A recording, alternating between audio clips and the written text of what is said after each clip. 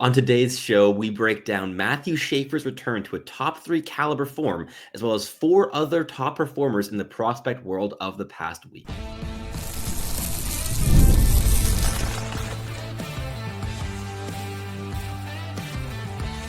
You are Locked On NHL Prospects, part of the Locked On Podcast Network. Your team every day. Hello, and welcome back to Locked On NHL Prospects, part of the Locked On Podcast Network, your team every day. On this show, we break down everything prospects related for you 5 days a week, Monday through Friday. I'm Sebastian, the USHL scout over at Elite Prospects, and I'm usually joined by Hadi Kalakesh, and look forward to having him back for our next show. But you have one more solo episode here with me today, so get braced for yet another half-hour monologue on my part. On today's show, we have a really exciting program for you. We are going to be doing, as you are probably used to it by now, our weekly series on the Rinkside Roundup. We have a corresponding article that gets published to Elite Prospects on EP Rinkside every single week, breaking down a handful of the top performing prospects in that last week.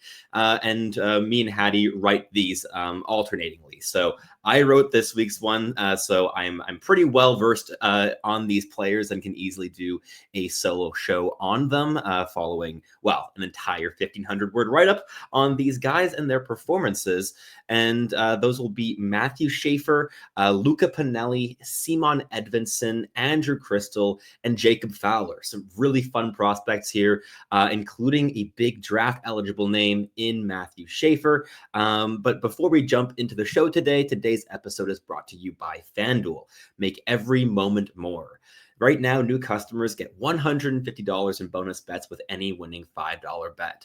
That's $150 if your team wins. Visit FanDuel.com/lockedon to get started. So in the first segment, I'll be covering Luca Pinelli here, while also talking you through Porter Martone's game a little bit, because I watched these guys live on the weekend, on Friday night specifically, and I have some takeaways here. So Luca Pinelli is the name that was actually included in the article. Porter Martone was not. He was in last week's show, so you can listen back to that episode if you want to hear us talk about him, or you can look at Hadi's article where he wrote about Porter Martone. But Luca Pinelli is a player that I have fallen in love with actually quite a long time ago. I was present for his OHL debut. I got to watch him live in Ottawa for almost his entire OHL career to this point. I lived in Ottawa during his entire rookie season, sophomore year, and most of last season as well. So I have caught my fair share of viewings of this player. He's a 5'9", 168-pound left shot centerman who plays for the Ottawa 67s and was a 4th-round draft pick by the Columbus Blue Jackets in 2023 at 114th overall. And this is a highly intelligent goal-scoring center who works well off the puck. He's tenacious, very high motor on him, and a high level of skill too. Last season, he scored 48 goals and 82 points through 68 games as captain of the Ottawa 67s, his first season in that role. And it was his D+1 season, so it was right after he had been drafted by the Columbus Blue Jackets. And this year, he's been off to a great record as well. He has scored 15 goals and 23 points through 15 games. He's a goal a game right now, which is good for 4th in league scoring in the OHL, only behind Kevin He and Porter Martone, who are 1 goal ahead of Pinelli, and Michael Misa, who's a good 7 goals ahead because he is just torching the league this season. But Luca Pinelli had a fantastic week of play. He scored 6 points in 2 games, 3 goals, 3 assists, and he was everywhere on the ice in that game that I watched against the Brampton Steelheads at Lansdowne in Ottawa. And he was dictating play in all 3 zones on the ice. Really a play driver in the OHL at this point in his junior career. And I could very well imagine him making the leap to the AHL next season. He turns 20 in April. And I don't think there's too much for him to learn at the OHL level beyond this season. It'll be his 2nd season as Ottawa captain. He is truly the one driving offensive force on that team, which was the case last year as well. This year, for the Ottawa 67s. There's just nobody that's competing with him in terms of point production. Henry Muse is off to a pretty good start with 18 points in 16 games from the blue line. Cooper Foster, a Pittsburgh Penguins pick, has 17 points in 16 games as well. But it really is Luca Pinelli who's driving the bus. And you have some interesting depth scoring there as well with guys like Philip Ekberg, who's an interesting prospect, who was unfortunately not addressed for that game. He seemed to be injured. He was listed on the lineup, but was a last-second scratch. And Nick Whitehead is also an interesting, skilled player on that roster. But it all revolves around Pinelli in the offensive zone. He's such a massive one-timer threat, has a blistering wrist shot, but it's the underlying habits that support the goal scoring that make him so dangerous in terms of putting the puck in the net. He's very selective with his shot selection. He times his release really well. He targets defenders' triangles. He's patient in possession. He's patient under pressure. And he doesn't just waste away possession with a low effort, low percentage shot from the point. He very much aims his shots to coincide with flybys from teammates. He aims for sticks, and very much a player that tries to do something very proactively when he shoots the puck, and he loves to shoot the puck. He does it very often. He did it 7 times in the game that I caught. But yeah, he's a fantastic player that I am a very big fan of. And I mean, he didn't end up third in OHL scoring last season for nothing either. He was only behind Anthony Romani and Carson Rakop for there. So definitely a player who's learned to score at the OHL level. And beyond that, he's a true leader by example on the ice, and a player I more than appreciate, and certainly believe he would have been worth at least a second-round shot in his draft year. But beyond Pinelli, I also watched Porter Martone in that game. And while he's not part of the Rinkside Roundup, I figured I would talk about him because I logged a live viewing, and that is notable for this podcast. It was not the best game of Porter Martone's. It was not his worst game of the season, as OHL scout Lauren Kelly was sure to remind me that his Sunday performance was far, far, far worse than the one that I caught. But the one I watched, it did end his point streak, which I do believe was the entire season up until that game. Sorry, one exception. There was a game against Barrie earlier on in the year. So it was an 7-game point streak that got ended in that game against Ottawa in a 5-1 loss for the Brampton Steelheads. He was pretty disengaged, which was true for most of Brampton in that game. It was a very low event game for the most part, up until the third period. Well, after Porter Martone got ejected from the game with a major penalty, and a 5-minute power play went Ottawa's way, which allowed them to extend a 2-1 lead to a 4-1 lead, which definitely put the game to bed. But he was disengaged, just like Carson Rakop was on his line. It really was Luke Misa who was driving everything. Such a speedy player, very good puck carrier, and he was the one setting the pace, setting the tone. He was the true fulcrum of the offense for Brampton in that game. But Martone had a couple good shifts in the first period, especially. I liked the way that he was moving off puck in the offensive zone, really accessing space very intelligently. He wasn't overly physically involved, apart from his dangerous play against, I believe, Frankie Morelli late in or midway through the third period. He just wasn't overly engaged in this game. He wasn't moving his feet all that much. There was a lack of intensity, and overall, this wasn't the Porter Martone that I'd been used to seeing on tape so far this season. But despite that, I was still happy to watch him play live. I'm hoping to catch another live viewing of him later on this season in Ottawa.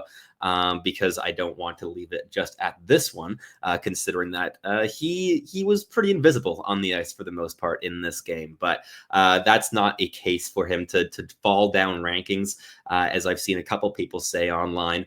It was a not so great game, and those happen. You cannot be scoring 2 points a game every single game all season long like Porter Martone has been. I mean, through 16 games this season, he has exactly 16 goals and 16 assists. It is a very, very satisfying point tally.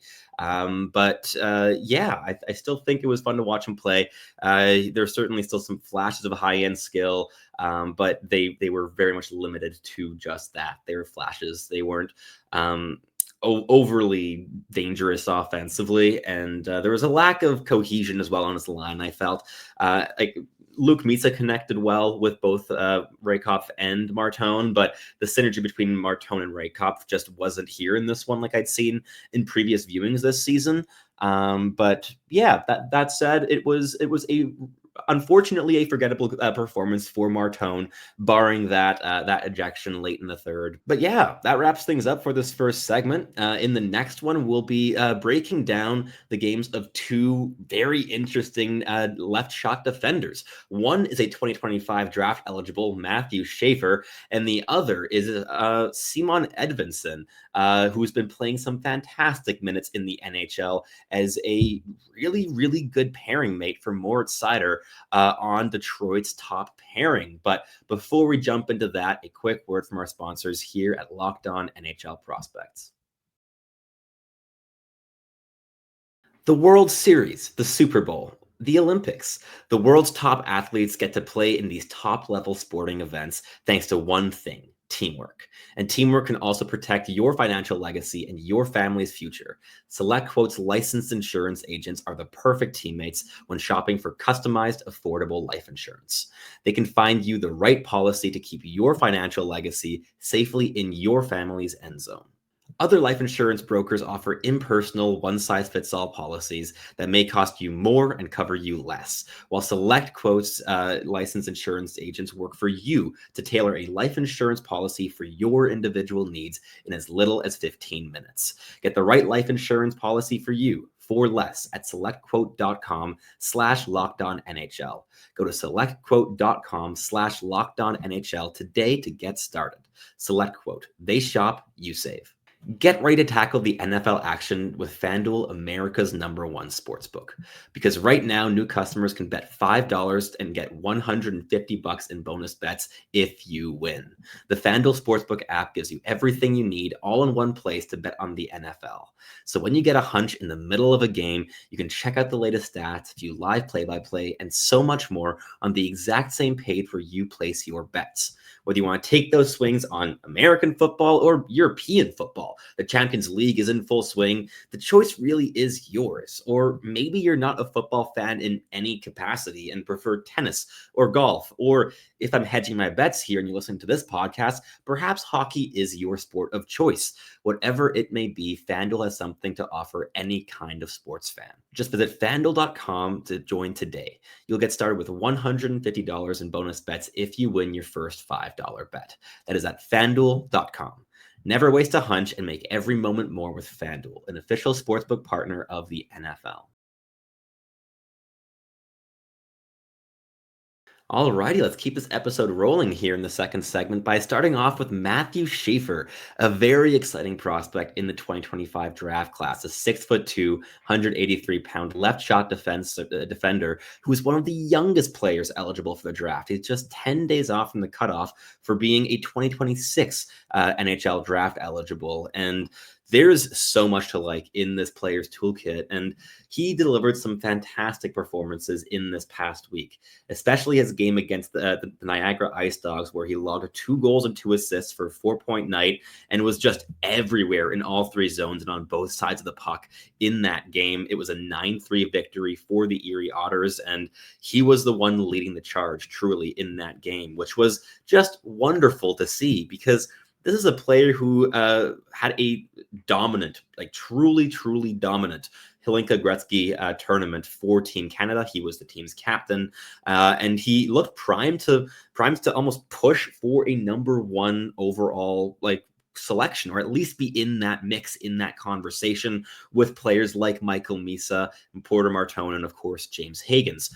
But he went down with mono right after that tournament and missed a good chunk of the first couple of weeks of the year. And even once he got back after that, he did not look himself. His stamina was clearly very heavily impacted. His play petered off significantly at the end of periods, and especially in the third. And overall, there was just some concern of where he'd be able to pick up, how long it would take him to get back to his high-end form, because he seemed to be in mid-season form back in August at the Hlinka already. And it seems like he may be getting back there now, which is very exciting things. This is a guy who has 3 goals and 10 points through 8 games so far this season as an assistant captain in Erie. And he is a hyper mobile two-way defenseman who can do just about everything at a very high level. This is a dynamic puck handler, deceptive with the puck on his stick, really great playmaking instincts, a pretty good shot as well. He can really rip a puck. And there's just so much to like with this player. He's intelligent. He plays a pretty physically inclined game.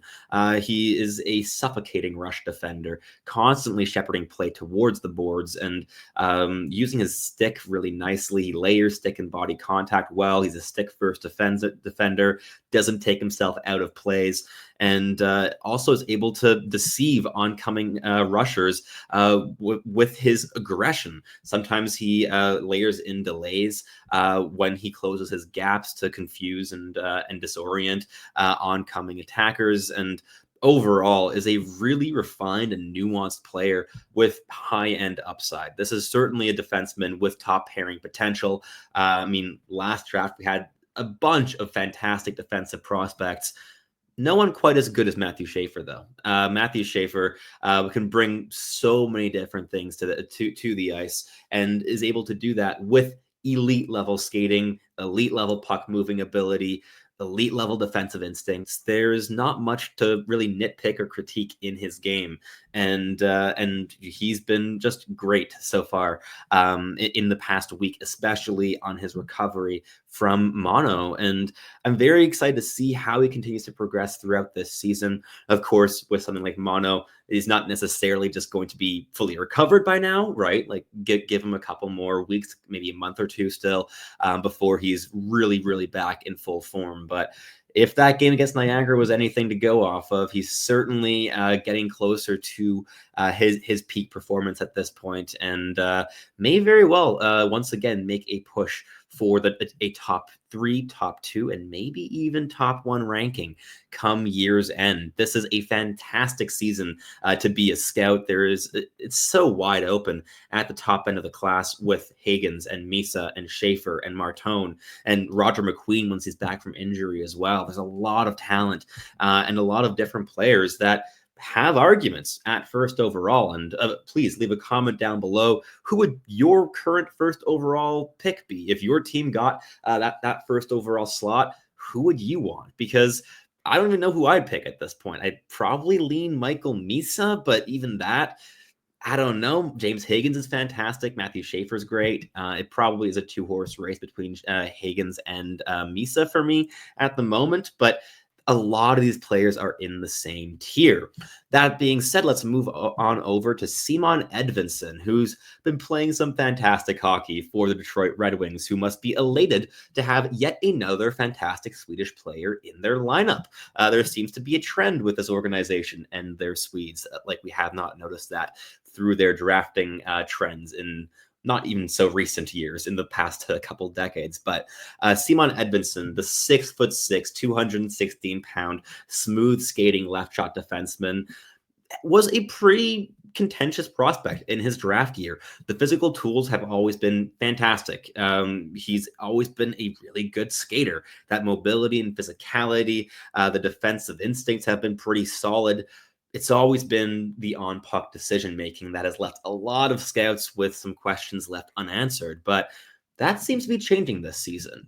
Simon Edvinsson is playing a composed style, very much playing a defensive defenseman role so far for Detroit this season. He's played 14 games and scored a goal and 5 points through that.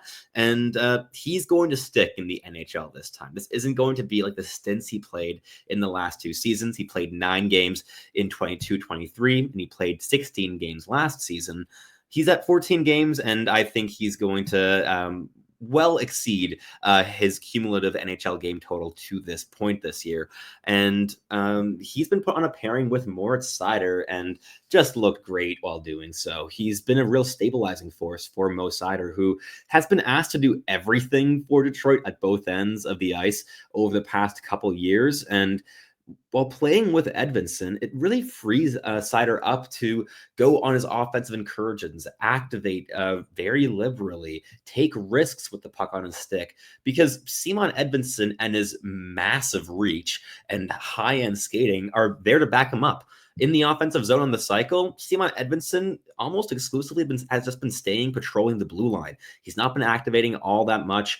He stays back as the second to last layer of defense and allows his teammates to take those risks. Of course, you always have a forward dropping back into a defensive role when Seider activates, but Simon Edvinsson's a more effective defenseman than, any of Detroit's forwards are. So it's been very stabilizing to have him be very, very conservative with his positioning. And as for the on-puck game, it's been very simple and in a very good way. The puck leaves his stick very quickly. He is limiting his puck touches, he's making simple progressive passes, getting the puck up the ice and allowing his teammates to do the rest while really shoring up the defensive side of things, which is a role that I think suits Edvinsson very, very well.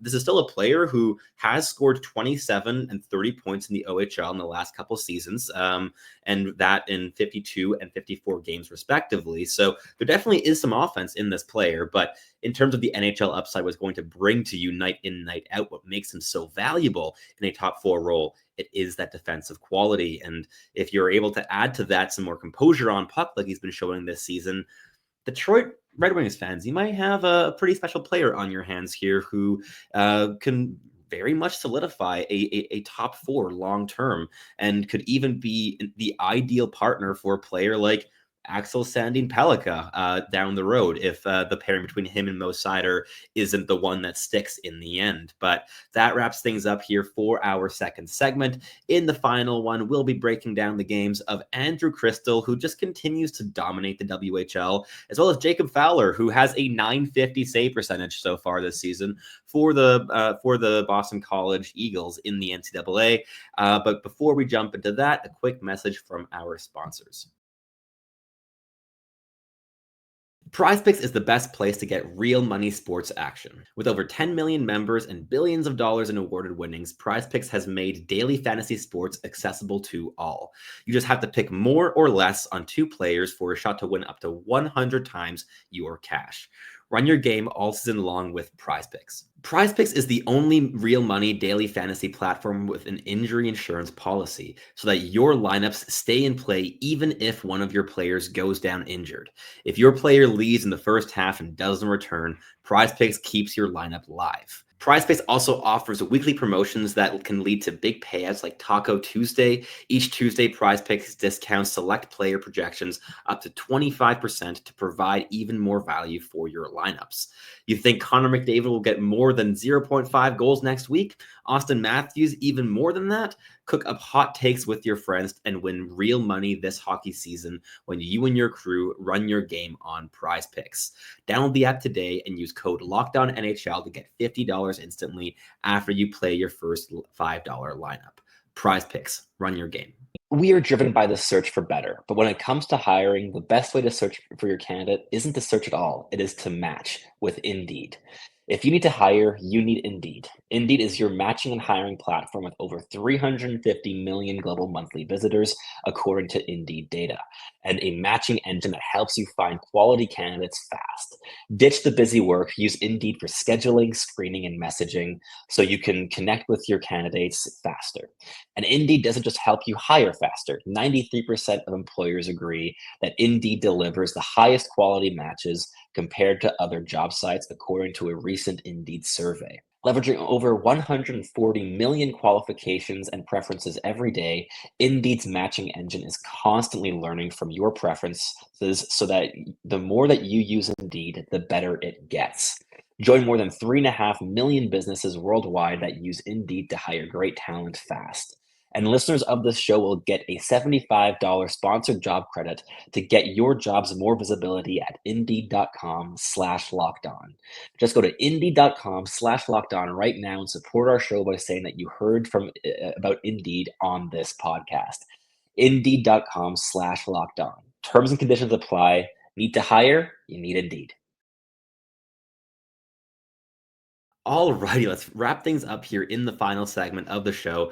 And let's start off with Jacob Fowler, potentially my favorite goaltending prospect in the prospecting world today, which has nothing to do with my Montreal Canadiens bias whatsoever. But truly beyond that, this is a fantastic goaltending prospect at 6'2", 214 pounds. Jacob Fowler isn't the tallest goaltender in the world, but he's highly intelligent, has extremely refined habits, and his lateral explosiveness is probably the best among top prospects in goaltending today. This is a player who has just been dominant for Boston College since being drafted by the Habs. I mean, in his draft year, he had an uncharacteristically very, very high save percentage in the USHL with a 921 with the Youngstown Phantoms. This is a league where goaltenders rarely exceed a 900 save percentage, and then led that same team to a championship that season and was truly integral to that run. And then with Boston College last season, he played 39 games as a freshman, had a 926 save percentage. And this year, he's decided to one-up himself on that. Through 8 games, he has a really, frankly, ludicrous 1.26 goals against average and a 950 save percentage. And last week's performances were even better than that. Somehow he had a 967 save percentage through 2 games, which included a shutout and a 30 save performance in the other one, both against the University of Maine. And he has been, well, Jacob Fowler for Boston yet again. He's been so reliable, so calm, always there when his team needs him, and truly the rock that allows his attackers especially to take big risks and be dynamic, allow their skill to flourish, because they have such a reliable goaltender in net to back them up when things do go awry. There are odd man rushes with the way that Boston College plays hockey, and Jacob Fowler snuffs the vast majority of those out. He has been getting significantly better defensive support this season than he got last year, so his save percentage going up is not a shock in that regard, and he's not needed to steal games the same way he may have last year. There's only been, he has a 7-1 record this season, and only 2 of those 7 victories were 1-goal margins. So he's been getting a lot of goal support overall this season. I mean, this is the team with a first line composed of Ryan Leonard, Gabe Perreault, and James Higgins, and that is the best line in college hockey this year. So there's definitely a lot of offensive support here, but this is a fantastic team this season, and Jacob Fowler is an integral part of that. He's going to be playing every single important game, probably every single game this season for Boston College, maybe barring 1 or 2 for a backup. But yeah, he's been great once again, and Montreal Canadiens fans have been eyeing this player as the heir apparent in the Bleu Blanc Rouge crease since he got drafted, basically. And with every passing week, he looks better and better and better. So certainly a player that I think fans should be keeping their eye on. And while he will not be the savior next season for Montreal Canadiens, goaltenders need some time to develop, he may well be a player that can start playing some minutes in 2 years' time. Probably in a relatively limited role. He may already get signed at the end of this season to play in the AHL next year. It'll be interesting to see what the Habs do with his development. But yeah, there isn't too much that you can do wrong when you have Jacob Fowler in your system. You just got to be happy that you have Jacob Fowler in your system.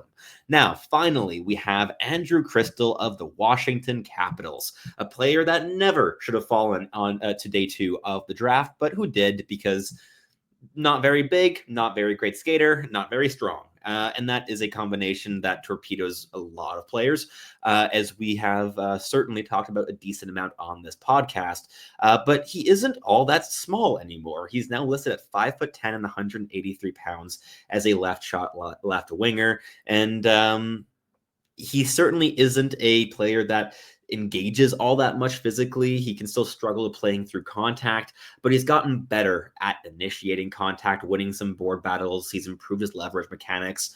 His stride mechanics definitely still need some work, and especially in terms of explosiveness. I think that power skating is something that Washington really should be investing in for the next couple seasons with Cristall to really maximize what they get out of him at the NHL level. But there's been some interesting developments with this player. He's been using a lot more, interesting skating mechanics and skating strategies to move around the offensive zone and to get the puck to dangerous areas. So we've seen him use a lot more 10-2 maneuvers this year in an almost similar way to Ivan Demidov, but exclusively below the hash marks, not everywhere on the ice. Andrew Cristall is not a player like Demidov who exclusively skates 10-2, but he's starting to implement that in his offensive rushes, and it's getting him into some really interesting situations, especially on 2-on-1s with shooting angles that he hasn't had in the past as well. So it's been interesting to see how he's been developing on that front with his skating specifically, but let's get into why he made this week's Rinkside Roundup, and that has to do with him having 24 points in 9 games so far this season. So we thought he was certainly worth a mention. Last week he played 3 games, he scored 8 points. 3 of those were goals, and has just been an offensive force, just like he was the last 2 seasons with the Kelowna Rockets. I mean, this is a guy who had 39 goals and 95 points in his draft year through just 54 games. And then last season, he had 40 goals and 111 points in 62 games for Kelowna, and is well on pace to one-upping himself on that front this season. He's also been doing that while having missed 6 games for Kelowna, and Kelowna's also played about a handful of games less than most other WHL teams so far this year, so there's a lot of games in hand there for him to do even more catching up with in terms of the league scoring table. And while there are still some hurdles in his development before he's going to be a top 6 NHLer, I think that Washington's a great organization for him to have landed in. Not only will he be able to learn from an Alexander Ovechkin late in his career, who is about as different of a pure offense player as you could possibly find to an Andrew Cristall. But I'm sure that you can learn something from Ovi, because if you can't, maybe you shouldn't be in the NHL. And even more importantly, I think that he has his perfect partner in crime already in the organization. The one that we just mentioned, Ryan Leonard, is the ideal complementary winger to support Andrew Cristall on the opposite wing. Down the middle, I don't really know in terms of the prospect pool who will be fitting in there for the Capitals, but a guy like Dylan Strome would be really complementary to those 2 guys for a pure offense line, with Ryan Leonard also being able to bring a decent amount of defensive effort and defensive skill in that case. And that is certainly a thing with Cristall that you're going to have to do. You're going to have to insulate him with players that are very good at 200 feet, because his effort level defensively has increased, but the actual defensive understanding and the ability to just kill or contain plays just isn't really there with Cristall. This is a dynamic offensive talent who can bring a lot of value in transition and in the offensive zone, but in the defensive zone, he's mainly an outlet to help facilitate a breakout. But that wraps up the show here for us today. Thank you so much for tuning in and listening to me babble on for half an hour on my own. If you're listening on your favorite podcasting platform, please make sure to make us your first listen of the day. We always appreciate our everydayers whenever you do tune in. And for your second listen of the day, you can head on over to Locked On Sports Today, a 24-hour news show that covers everything going on in the sporting world today. If you're listening on YouTube, please leave us a comment, like, subscribe, and let us know what you want us to talk about next. What kind of players do you want us to cover in the 2025 draft? What questions may you have about your team's favorite prospects, and anything else? Please never hesitate to leave us a comment. But that wraps things up here. My name is Sebastian High, the USHL scout over at Elite Prospects, typically joined by Hattie Kalakesh. Thank you so much for listening, and we hope that you tune back in very shortly.